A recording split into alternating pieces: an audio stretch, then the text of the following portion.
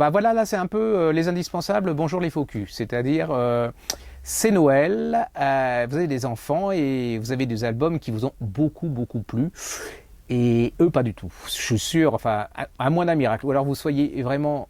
Je pense que ça peut énormément leur plaire. C'est beaucoup, beaucoup de talent. Mais là, ça vous demandera beaucoup de talent pour les parents pour raconter l'histoire. Parce que si vous n'avez pas de talent, là, vous êtes mort de mort. Le gosse, il s'endort même pas. Remarquez peut-être que si, il s'endormira parce que c'est pas du tout son truc. C'est des œuvres d'art. Hein. Ce que je vais vous proposer, c'est absolument... Alors, il y en a un, par contre, je me contredis un peu parce que je pense, je vais commencer par celui qui sera le plus lisible par les enfants.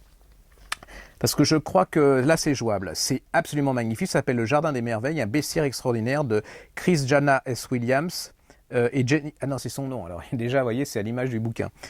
Non mais ça, je devrais pas dire ça parce que c'est pas correct. Mais il s'appelle Chris Jana S. Williams, déjà c'est son nom, je croyais qu'ils étaient déjà deux, non, il est tout seul.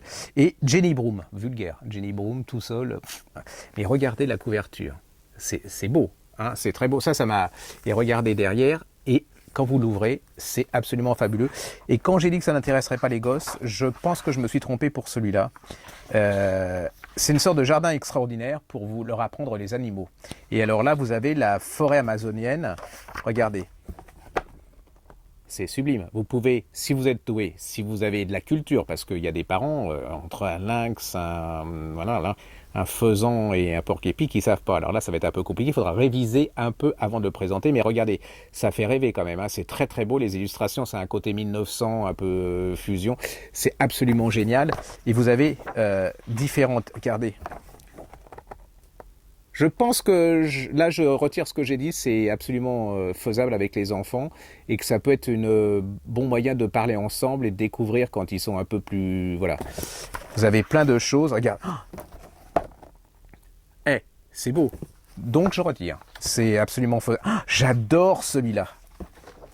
Le poulpe. Je vous signale, entre parenthèses, qu'il y a un très très bon livre de cuisine sur le poulpe. Qui est épuisé. Donc, essayez pas de l'avoir. Il y en a plus. Je trouve ça scandaleux. C'est-à-dire qu'ils vous éditent un livre absolument sublime. Ça, c'est pour les éditeurs parce que là, cette année, je crois qu'ils ont fait très très fort. C'est-à-dire qu'ils ont tellement peur d'en avoir en retour, enfin, qu'il en reste sur les bras, qu'ils éditent en petite quantité. Donc, voilà.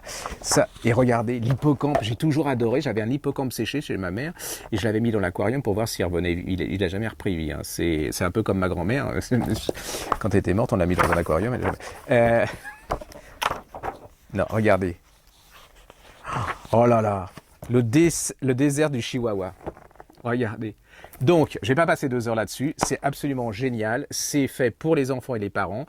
Ce que j'ai dit au début était stupide et c'est absolument fabuleux. C'est un des beaux. Moi, j'ai craqué complètement sur le livre. La lumière, les couleurs, toutes les histoires, le côté féerique. Il y en a partout. C'est absolument génial. Alors, ça, chef-d'œuvre. Chef-d'œuvre. King Kong de Antoine Guillopé chez Gauthier Langros. Alors quand j'ai dit que c'était pas fait pour les enfants, je suis pas sûr non plus. Parce que regardez, quand vous lisez La Nuit, regardez, c'est un dessin extraordinaire. Vous pouvez raconter l'histoire de King Kong. Bon, je suis pas très adroit. Hein. Une merveille, regardez. Et en plus, il y a de l'ombre. Si vous êtes 2 fois d'ombre. Mythique.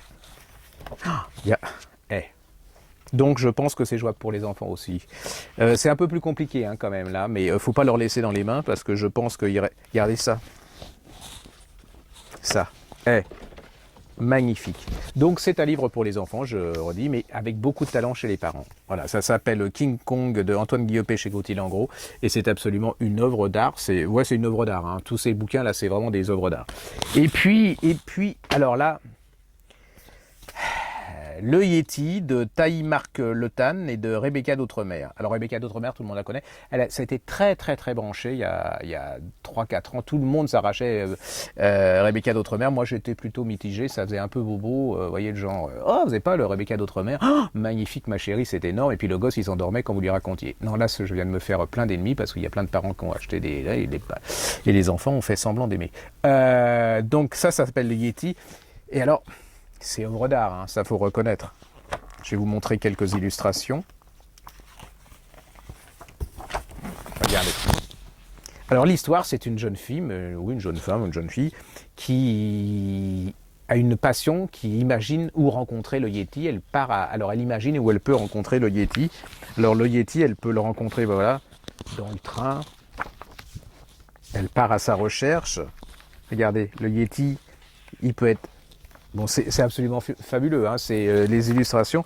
Là, enfin, j'en sais rien. Je vais dire, regardez, c'est magnifique. Hein, alors c'est vrai que si vous avez beaucoup de talent, si vous êtes capable de faire rêver votre petit garçon ou votre petite fille, ça peut faire rêver ce genre d'illustration.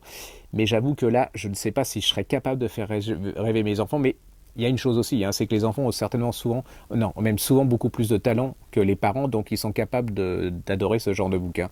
Ça s'appelle Yéti de Taïmark Le Tan, chez Rebecca d'Outremer, et c'est chez Encore Gauthier d'Engros. Voilà, c'était les indispensables faux cul de l'année.